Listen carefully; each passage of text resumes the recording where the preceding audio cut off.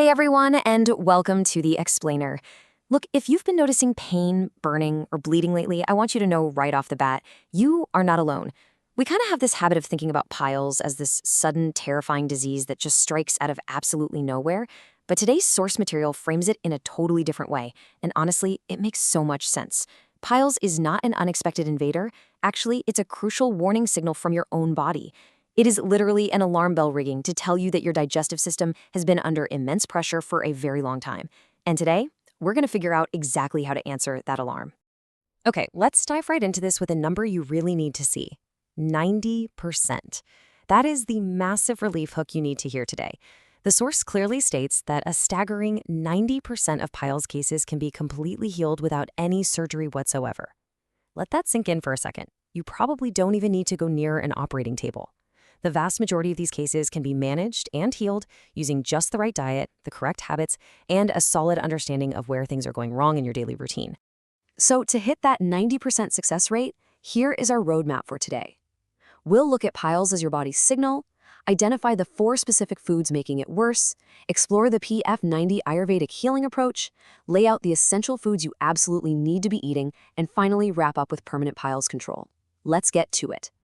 Kicking things off with Section 1, piles as a body's signal. Before we can fix the problem, we really need to understand what's happening under the hood.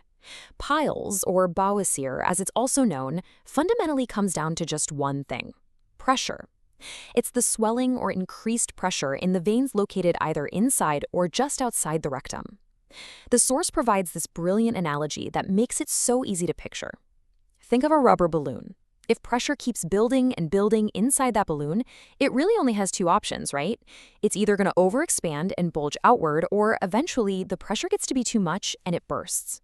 That is exactly what's happening to the veins in your lower digestive tract when chronic constipation or constant straining forces them to endure that kind of unrelenting pressure. Now, depending on where that pressure builds up, we can easily break this down into 2 main types. It's pretty straightforward, actually. On one side, we have internal piles. This is where the swollen mass or the inflamed vein stays hidden away inside the rectum. On the flip side, we have external piles. That's when the swollen mass has actually been pushed out and is protruding completely outside. Knowing the difference is great for understanding your symptoms, but remember, the root cause for both, that building balloon-like pressure, is exactly the same. Moving on to Section 2, 4 foods that worsen piles. Now that we know what piles are physically, we have got to stop feeding the inflammation. Look at this severe but super accurate analogy from the source material. Eating spicy food when you have piles, it is literally like throwing petrol on an open fire. You are definitely not putting out the flames. You're just making them roar a whole lot louder. And if you truly want to see a difference, this source stresses that just skipping spices for a day or 2, yeah, that's completely useless. Spices must be strictly and entirely avoided for 6 to 8 solid weeks to actually give your inflamed veins a fighting chance to cool down. But listen, spices are just the tip of the iceberg here. There are 4 ultimate dietary saboteurs you have to avoid. We just covered spicy foods, but next up is fried foods. I'm talking samosas, pakoras, chips, all that good stuff. Sadly, these act like poison for piles right now. They actively prevent healing, and you've got to cut them out for at least 2 months. Third on the list is maida, or refined flour. You'll find this in bread and biscuits. Maida has almost 0 fiber, meaning it causes immediate constipation, which makes you strain harder, which just cranks up that painful pressure.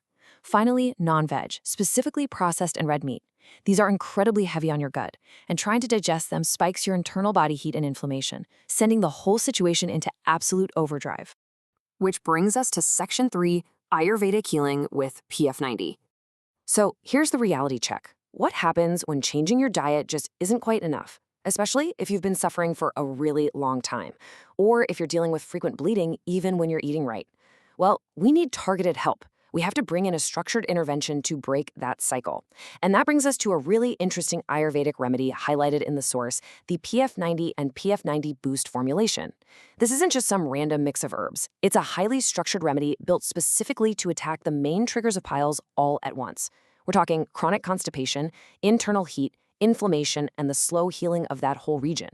The standard PF90 regulates your bowel movements and naturally softens the stool so you stop straining, while the Boost variant goes in and actively heals the internal tissues and settles down that swollen mass. Now, why exactly does this combo work so well? It relies on 4 classical Ayurveda ingredients, and they each have a very specific job. Neem acts directly to calm the swelling and fight off any localized infection. Chitric mul, that one is specifically for the agonizing symptoms. It takes down the intense pain, the itching, and that awful burning sensation you feel after using the toilet. Then there's Nag Kesar, which is absolutely crucial because it actively shrinks the swollen mass and is really highly regarded for stopping bleeding. And finally, Amaltos. This naturally softens the stools, so your body doesn't even need to apply pressure in the first place, which, as we know, is the exact thing that started this whole mess. But for this kind of Ayurvedic support to actually work at the root cause, you've got to follow a strict daily routine. Take a look at this structure. 30 minutes after breakfast, you take 1 PF90 capsule and 2 boost tablets. After lunch, just 1 PF90 capsule. And then after dinner, you repeat that morning dose. You take all of this with lukewarm water. The biggest takeaway here is consistency, folks. You need to stick to this regimen for a minimum of 3 months to actually get long-term control, rather than just slapping a temporary Band-Aid on it. All right, moving to section 4, essential foods for piles. So we've talked about medicines and the foods you definitely need to avoid, but let's go on the offensive. What should you actually be eating to heal naturally? The number one essential addition is wonderfully simple. Every day after lunch, drink 1 glass of plain chach, that's buttermilk, mixed with half a spoon of roasted cumin. The source literally describes this simple drink as acting like nectar for someone suffering from piles. Why? Well, when you're dealing with this, your body is absolutely craving 3 things: coolness, internal lubrication, and smooth bowel movements. And this one, super easy to make drink, delivers all 3 at the exact same time. It's a game changer of a daily habit. Now, if chronic constipation is your absolute worst enemy, the source lays out this incredibly powerful step-by-step natural morning remedy to permanently break the cycle. Step 1, soak 2 to 3 figs, 2 dates, and 4 to 5 seedless raisins in clean water overnight. Step 2, first thing in the morning on a totally empty stomach, chew them up really thoroughly. Step 3, just drink the water they were soaking in. Boom. These ingredients work together perfectly to naturally soften your stool and wake up your intestines without causing any of that harsh internal irritation. To round out your new healing diet, you've got to make sure you're incorporating specific fiber-rich fruits and cooling vegetables. We're talking apples eaten with the skin on, pears, and bananas, but make sure the bananas are fully ripe with those little black spots. For veggies, you want to focus heavily on water-rich, cooling produce: gourds, cucumbers, cabbage. These specific items literally act like natural medicine as they move through your digestive tract. They bring your internal temperature way down and provide a massive hit of fiber. The source recommends making sure you eat these at least once a week, if not way more often, to keep everything running smoothly. Finally, we arrive at section 5, permanent piles control.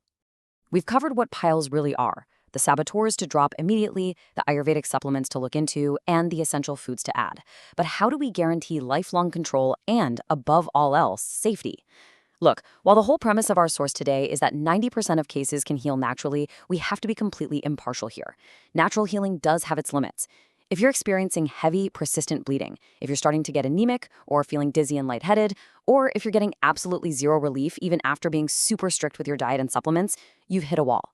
These are non-negotiable warning signs. At that point, the natural route just isn't safe to navigate by yourself anymore, and you need to get to a doctor immediately. But for the vast majority of you watching right now, the power is entirely in your hands. Piles is not a life sentence, guys. It's simply a message from your body, practically begging for a course correction. And the blueprint is right here: more fiber, more water, cutting out the friction of all those spicy and refined foods, and bringing in some targeted natural support. So the final question I'll leave you with is simply this: are you going to listen to your body's signal and actually change your habits? Or are you going to keep throwing petrol on the fire until the operating table becomes your only option? The choice is entirely yours. Keep learning, keep adjusting, and take control of your health today.